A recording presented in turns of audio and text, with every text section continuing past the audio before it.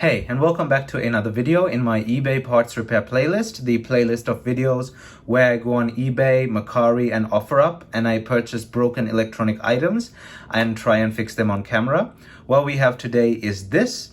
Though the title says Nokia Lumia 920, this is actually a 1020, a way more valuable phone than the 920. The last time I saw a 1020 for that price was never. The 1020 never goes below $50. And even when they are in the 50-60 range, they're usually broken to all hell. Perfect condition 1020 always goes above $100. It's because the phone is so iconic and its camera is worth a lot, even in 2021. This seller has misidentified the phone and labeled it as a broken 920, but it is actually a broken 1020. Which is worth a bit more. I also bought a 1050 from the person, and that also was labeled as a 925 and not a was it a 1050? Oh no, sorry, why do I keep calling it 10? I've been talking about graphics cards for a while, that's why. A 1520, I bought a 1520 from the same seller, and it was also labeled as a 925, but that's for another video. The 1520 is over here, and the 920, the 1020 is over here. So the 1520 is an easier fix. I'll do it later. That also, I got it for around $13, which is a steal. Those phones also aren't available all over the place. Now, this thing, this repair is based on a hunch. I must see, now the battery has bloated, as I can see the display has lifted off. I hope that the connector has dislodged from the board. If not, there's no way I can replace this display. Replacement displays are not cheap, and they're all knockoffs, and they're not the same. They're not AMOLED displays. So this, there is power, sort of. Well, it's kind of, that's weird. Let's see if it turns on. So the battery looks like it's bloated. This definitely needs some form of repair. The seller said a white screen pops up when you try to turn it on. So yeah, it is doing something. But anyway, let's take this thing apart. Let me get a SIM ejection tool. Get the SIM card out. Is there a SIM card? Nope. There's also a tab-like thing here. So it tells you the IMEI number. Where's the tab? You gotta pull the tab out. Let me get that out of there. Where is that? I could have sworn there's a tab-like thing here. Oh, it's up there. I have not taken one of these apart before, but I've seen videos on this. The tab is stuck, so we'll have to get it off without the tab. So there's a ratchet screw here. It should start ratcheting any moment when it's done. Oh, it's not ratcheting. Okay. Usually this screw, this is not supposed to come out. It ratchets in one place to show you that the screen lock has been taken off. Now, since that's out of the way, we'll slowly lift on the display. It's already lifted up, but you're supposed to usually lift it from this side. Why isn't that ratcheting? It should make a ratcheting sound too. I don't know. You're supposed to lift it from this side, but we already have an opening, so let's see what happens. There's some clips on this side. Okay, broke the clips, so release the clips. Hopefully the battery has not destroyed the display, because they said it comes with a white screen, but I don't know. The battery seems fine. Well, no, the display seems fine at the bottom there. Let me get this off. There's like a clip there. I'm really hoping this display is just fine. I do not want to be replacing displays. So it looks fine, but it has been pressed in here. Let me get a torch here. Hold up, let me get a torch going here. I want to see if the AMOLED is shot. Well, it doesn't shine through, but seems like it's okay. I don't see anything wrong with the AMOLED, so hopefully that's not the problem, because we'll have to split this into part 1, part 2 when I get a battery for this thing. The water damage indicator has gone off, but it doesn't look water damaged. So we got to get this big bloated battery out. The display is the main focus here. I mean, if that's not working, this phone is never getting fixed. We got to get this chubby battery out.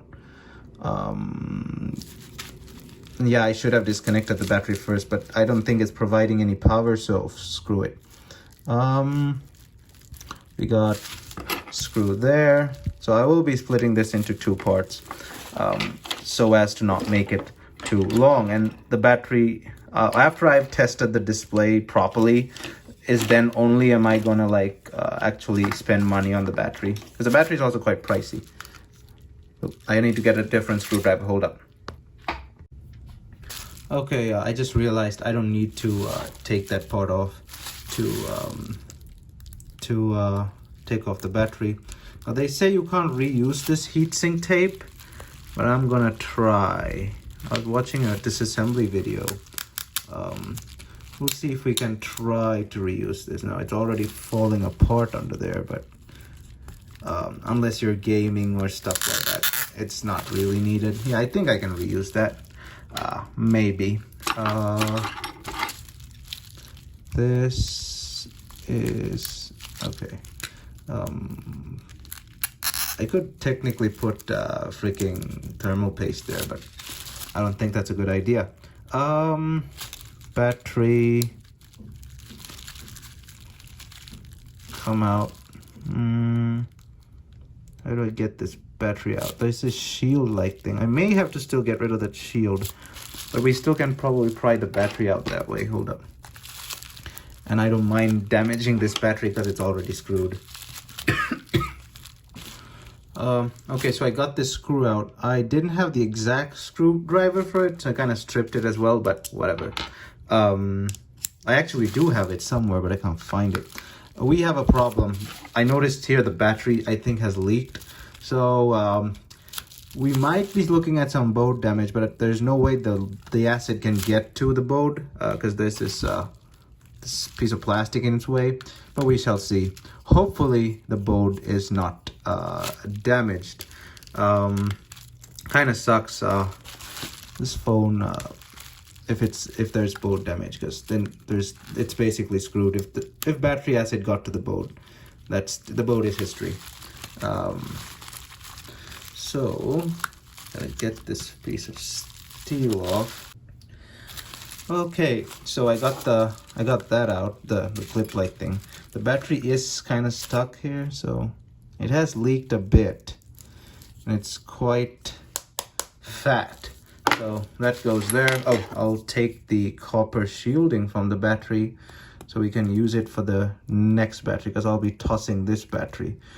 Do not want this anywhere around my other electronics. Might start leaking again now that it's exposed to the air as well. Take this might have to redo the copper shielding here, but let's see if we can take it off without tearing it. Oh, I already ripped it. Wait, I can take it off in parts. Nah, screw it. I'll just use new copper shielding when I get it. Anyway, board looks fine. There's no way any other stuff got to the board. Yeah, it's just a small leak. It's just happened over there. So everything else looks fine. I guess I'll have to go and purchase the battery now. There's nothing else I can do until I get my hands on the battery. This charging port, there's something in the charging port. Hold up. There's something in the charging port. I don't know if you see that, but there's something over there. There's something's got on the board. Well, that's one of the resistors. It's caked in some sort of It's caked in some sort of, I don't know what that stuff is. I gotta, this boat could use a good cleaning as well. Let's try and get a Q-tip and clean that off. I was wondering what that was, but I can't figure it out. Let me get some of the alcohol and a Q-tip. Let's see if we can clean that off. What is that stuff? Maybe that's why the port was acting. When I plugged it in, it was acting up. Yeah, there's something on the board there for sure. That thing is a resistor. And yeah, it's gone now. So would have been some sort of junk that leaked onto the phone. It's definitely not the battery, because the battery's in this like basin-like thing. So let's clean up some of the acid from there. Just a bit of acid. Let's clean that up. You can clean the rest of the battery bay as well. Do not want to use that side again. So that's clean. It still looks strange though, but it is clean. So there's a bit of fiber that got pulled out of the Q-tip there. Let's get that out of the way. Everything else seems fine. Put the charging port back in place. So there's nothing I can do until I get my hands on a battery. This connector is proprietary. I was thinking of trying and plug in an iPhone battery, but the iPhone battery has a different connector, obviously. So we gotta go get a battery. I have the urge to stab this thing, but don't wanna burn and die. So yeah, that is the end of part one. Now I'll go ahead and purchase the battery. I'll get a used original battery rather than a knockoff battery. And we will go ahead with the repair of this Nokia Lumia 1020 in part two. But until then, stay tuned. Don't forget to hit that subscribe button and that like button as well. And I will see you guys in my next video. Thumbs up.